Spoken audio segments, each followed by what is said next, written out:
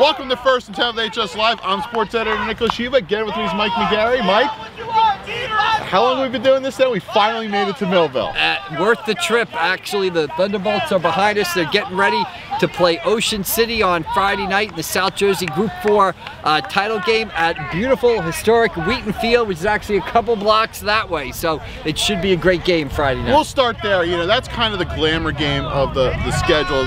Two of the area's best public school teams. When we looked at the brackets, this is what we kind of wanted. And they're very different teams overall. Yeah, it's a game of schools where high school and high school football is important at both Ocean City and Millville. Ocean City number 2 in our Elite 11, Millville number 5. However, Millville the top seed in Group 4, Ocean City number 2.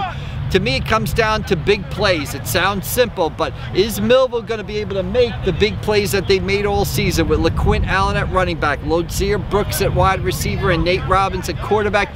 Can Ocean City control the football behind the running of Sean Mazzatelli and Jacob Wilson? Can Riley Gunnels mix in some timely throws? Can Ocean City control the ball? Can they stop the big play? If Millville makes those big plays, they've scored over 50 points in both their playoff wins. Millville's going to be tough to beat. But, you know, it's going to be a great game. And also one of the things, the one loss Millville does have from St Augustine basically controlling the line of scrimmage. Can Ocean City do the same in that game? We'll see. Easier said than done. We'll get to St. Augustine later. St. Augustine, the strength of their team is their offense and defensive lines. In Millville, the only team to defeat St. Augustine, the only team to defeat Millville. St. Augustine dominated up front. Coach Dennis Thomas said that St. Augustine leaned on Millville. We'll see if Ocean City's capable of doing that. Historically, I know we're getting ahead of ourselves. Speed and kind of combination of things with big playability. This Millville team has to be one of the best in this area. Yeah, I mean, they've been great all season. It started down in Ocean City at the Battle by the Beach with an exciting win over Union, and each week they've just gotten better and better and better. LaQuint Allen, the Syracuse recruit, a running back and linebacker, quasi-linebacker, defensive back, has had a great season. Nate Robbins has been a starter at quarterback for 3 years, and Lodzier Brooks is a freshman. He has, you know, 8 or 9 or 10 more growing big-time college football offers. We'll wrap up with that. We'll go to the other public school sectional championships. Cedar Creek hosts Delsea. Now this is like the opposite track bowl. Like, Delsea's going to want to run it down your throat. Cedar Creek is going to do everything on offense. Yeah, absolutely. You know, you see Cedar Creek, they have a lot in common with Millville. Again, an explosive offense, big play guys all over the field. J.C. Landicini at quarterback, more than 2,000 yards passing. Jaquan Howard at running back, more than 1,000 yards rushing. JoJo Bermudez, Cincinnati recruit, one of the dynamic receivers in the state. Elijah Smalls at wide receiver makes plays. They're going to be playing a Delsea team. I said Delaware because Delsea runs that Delaware wing T. It's like 1993 or 1983 watching Delsea play.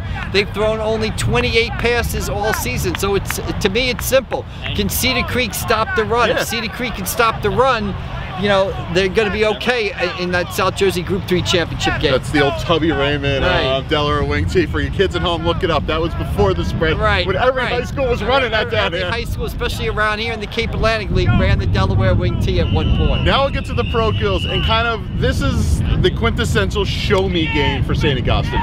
Don Bosco's coming down. The winner heads to MetLife Stadium for the biggest game of the year in high school football. Is this the year? We'll certainly see. St. Augustine hosting the game, a couple things in their favor. Whether or not they can win the game to get to the state non-public final, something they've never done in the big group before.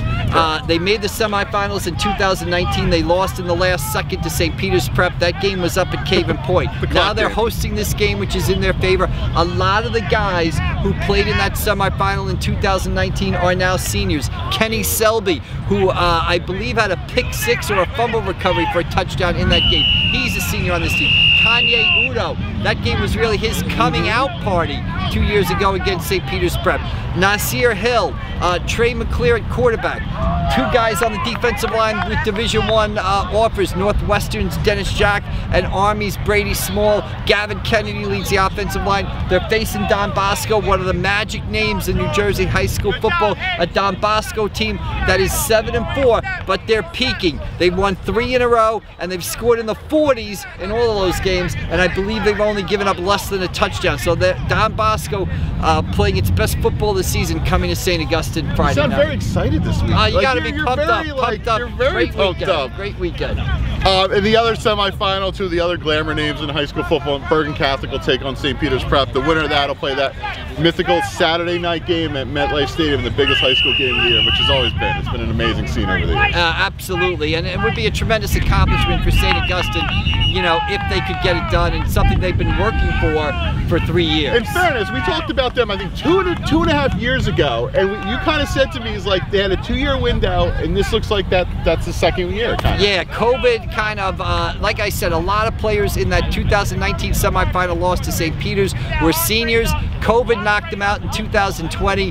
They're 9-1, number 1 in our Elite 11, and they're at home. We'll see what happens. It'll be an amazing scene in Richland on Friday night. Pat Moranin will be there. You'll be with these guys over here. But before we wrap up, we'd be remiss if we did not get to the parochial B semifinals. Right. Holy Spirit heads up to Wayne, right, and plays DePaul, not far from my alma mater and William Patterson, literally down the street if I remember correctly. Right. Holy Spirit 4-5. You know, we talked about the trouble they had earlier in the season. Started off number 1 our Elite 11. Started off 3-1, then kind of had some injuries, hit a rough patch. They have played better. They played better against St. Augustine a couple of weeks ago in a 35-21 loss. Their defense was phenomenal Saturday night in a freezing, caving point against Hudson Catholic. They forced 7 turnovers, 6 interceptions. Eric Roman with a pick-6 for a touchdown. Michael Francisco with the scoop and score. DePaul will be tough to beat. They're the top speed, but Holy Spirit seems to have righted themselves and is again going upward, so they'll be entering that game with plenty of momentum. And then St. Joe's takes on RBC, one of the traditional girls basketball powers in the state, with a really good football program in the last 10 years. RBC, a tremendous football program also. St. Joe coming off a big win over previously undefeated St. Thomas Aquinas. St. Joe kind of had the balanced offensive attack. They've got the throwing of Jason Pavard with the big play to Jameer Cartagena and mixing that in with timely throws to Cole Mercado. And then they've got the running on Mercado and Kevin Mayfield, a big fullback there. So St. Joe also appears to be peaking at the right time. They'll be playing an RBC team that their quarterback Alex West coming off a phenomenal performance. Just a couple of hours after his mom passed away from breast cancer, the kid goes out, he throws for 6 touchdowns, runs for 2 scores in their quarterfinal win. That'll be another great game up at Count Basie Field. Beautiful on Count the Basie outskirts Field. of Red Bank. Dare I say historic Count Basie Field. St. Joe going up there to Red Bank Catholic. Before we kind of wrap up here and move on, you know, we'd be remiss if we didn't mention the other story in the state this week. Rampo lost their head coach, Drew Gibbs. You know, our thoughts and prayers go out to it. It's kind of a shocking situation in a way. Yeah, terrible situation. Apparently a heart attack during practice. Like you said, our hearts go out to them, and it's just a blow to entire high school football in the entire state of New Jersey when the game loses somebody like that, beyond what the loss means to in his personal life. So definitely, you know, we here at the Press of Legacy give our best to Ramapo and say a prayer for them as they go through this tough time. And every school that's hosting this weekend, let's have a moment of silence for Coach Gibbs and the Rampo family as they grieve through this. Guys, you'll be here on Friday night, historic Wheaton Field. And Cedar Creek on Saturday. And Saturday, Pat Moranin will be over at St. Augustine for the historic game against Don Bosco, and we'll be back next week. Now, who's going to be joining us? Well, next week's Thanksgiving. Yeah, well, maybe the week after we'll see who's left. You can follow all the action all weekend long at pressofac.com.